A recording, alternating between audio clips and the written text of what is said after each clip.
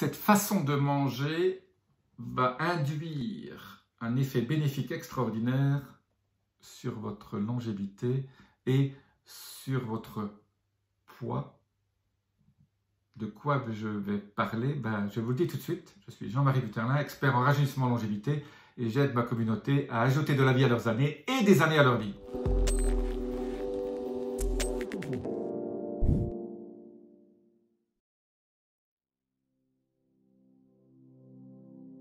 Quand on regarde comment les Américains mangent, c'est exactement l'inverse de ce qu'il faut faire. Les Américains, souvent, ouvrent leur frigo, prennent quelque chose, se font un sandwich, mangent debout et repartent. Il n'y a plus de vie, très peu de vie de famille, on ne se met plus autour de la table.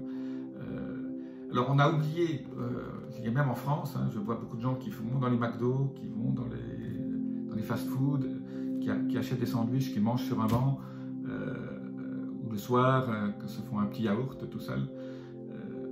C'est absolument catastrophique. L'alimentation, se nourrir, doit rester un plaisir. C'est pour ça, même quand je dis qu'il ne faut pas manger de sucre ou pas manger de féculents, il faut que le reste devienne un plaisir. Donc il faut assaisonner toujours vos salades, vos légumes. Il faut faire de la cuisine.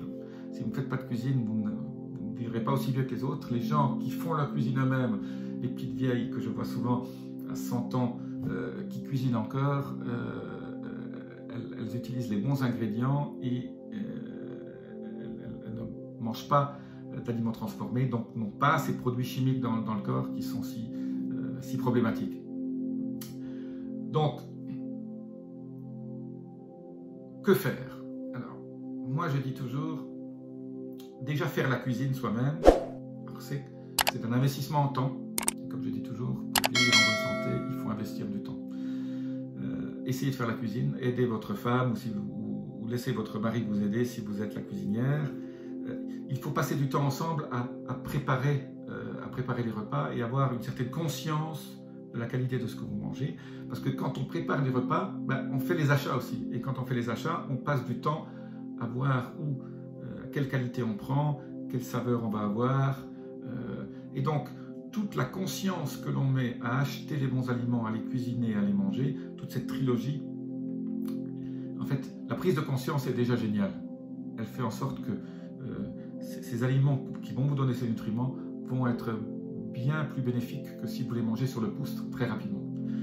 Donc, achetez vos aliments ensemble, cuisinez-les sans détruire les vitamines, donc pas de haute température. Donc, nous utilisons des cuits vapeur à très basse température, 80-90 degrés. On peut cuisinez comme vous avez envie, mais surtout cuisinez-les avec goût et que ça vous goûte. Si ça ne vous goûte pas, vous n'allez pas tenir votre régime. Je parle pas de régime, je parle de système d'alimentation. Donc, il faut faire des plats goûteux et après prendre son temps. Je dis toujours, quand moi je déjeune, c'est au minimum 1 heure parce que on mange nos plats et on les mange doucement et on a une conversation quand on est avec quelqu'un. On ne regarde pas la télévision, on passe du temps. Et il y a chez nous, en moyenne, 1 heure pour déjeuner et 3/4 d'heure pour dîner. On mange doucement, même quand on mange qu'un plat, on prend son temps.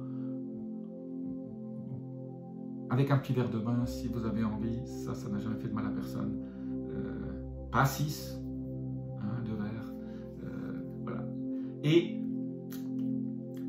bien les mâcher, déjà mâcher, sentir le goût, l'odorat, tout. Manger avec vos 5 sens, avec le toucher dans votre bouche, avec le goût, l'odorat, les yeux. On mange avec les yeux, il faut que ce soit bien fait, quoi. Donc, un sandwich qu'on fait rapidement pour se nourrir, c'est pas bon. Une fois de temps en temps, c'est pas grave. Mais alors, voilà, aller chez des amis, inviter des amis. Une des clés de la longévité, c'est la vie sociale. Une vie sociale riche, faite de gens qui pensent un peu comme vous et qui sont sur la même longueur d'onde et qui vous régénèrent aussi, et avec lesquels vous pouvez échanger. Et la convivialité d'un bon repas entre des amis est une des clés de la longévité. Voilà. aujourd'hui pour la façon de manger. Ça paraît évident. Quand j'étais tout petit, c'était évident. Personne ne faisait on ne mangeait jamais debout. Maintenant, je vois plein d'amis qui mangent. Et en plus, quand ils sont au restaurant, quand je vois des amis, ils sont tous sur leur téléphone.